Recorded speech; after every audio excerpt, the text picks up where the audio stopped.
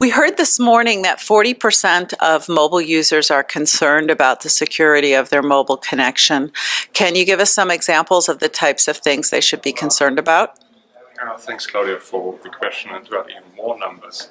75% of mobile subscribers see the operator in the role to take control of those things which are going on the internet. And half of them are willing to pay for it. The success of the internet depends on the trust of the end user. That at the end, his privacy is not breached and his data are not stolen or abused. So, and this is what operators are working on, and they need to reinvent themselves. So not only security seen as cost factor, but also see it as an opportunity. Because when you look at the slide, accessing inappropriate material, just to take this example, is a risk, of course. But shielding children from sex, drug, and self-harm content is a business opportunity in terms of helping parents to protect their children from that stuff. Operators can help enterprises by controlling what the employees are doing at work, and they should focus on the work instead of searching the internet for private stuff. And to give a last example, they are forced to do it. They are forced to do it by governments, but they have understood that internet is an opportunity, but it has to be managed respectively, right? So, and we have the solution for it. A solution which is addressing exactly the point why the operator should take care of all the things which are going on. Okay. He has the path and the control from the end user accessing the network towards the internet. He has all data, all information. He can put filter modules in the path. He can use all the intelligence in the network behind to inform subscribers, to block unwanted traffic, and so on and so on. And is this a product that's still in development, or is this a deployable solution? It's ready for deployment, and we are deploying it already in several customer networks, and we are developing it continuously. We are combining it with other solutions. You may have heard about the mobile guard. Mm-hmm. So there is a complexity which comes with the topic, but which we are able to handle. And yeah, this is why we're here. Okay, thank you. What are you working on at this stand? This time we showed air interface security related issues. So between the mobile device and the base station, which is public and available to anyone, so it has to be secure.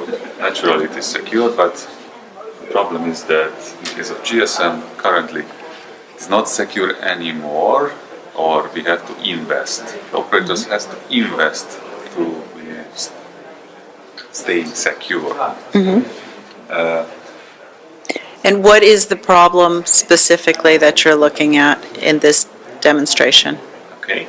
There are many threats, but now we are showing this spam SMS using a fake base station, mm-hmm. so that the attacker can send SMS messages to nearby mobile devices, which are connected using GSM. Okay. And is this a real problem? Is it in the news? Is it something that's happening today? It's happening in China. Let me show some examples. It's so severe there that the operator, together with the police, had to try to catch the actual operators of these fake base stations who are driving along on the streets with a car and spamming the neighborhood.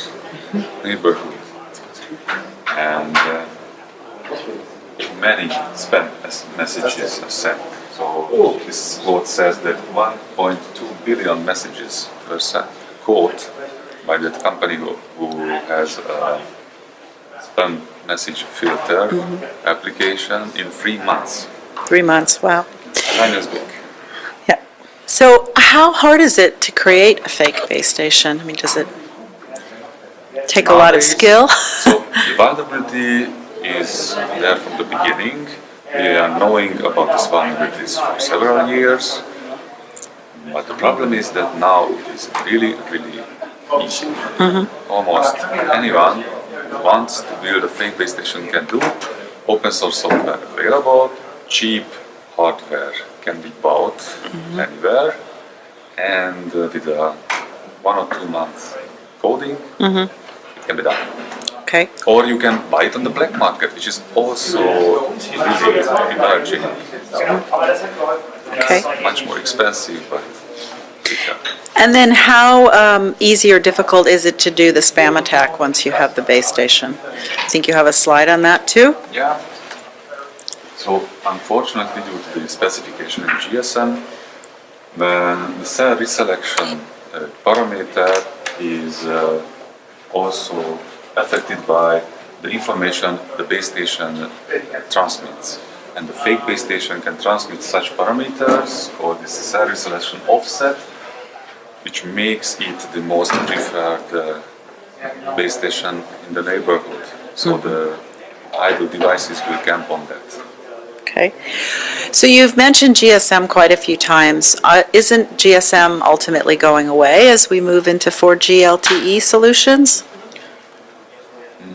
GSM still has expected lifetime at least a decade, and also a problem that with such devices, this brute force jamming device, which can jam 3G, 4G frequencies, the fallback option is to use GSM without notice. Okay.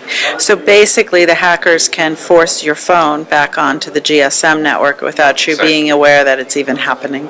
Exactly, and there are more sophisticated methods to force selectively users back, but that's a different story. Now we are talking about the easiest Okay. available Thank you. cases. Thank you very much.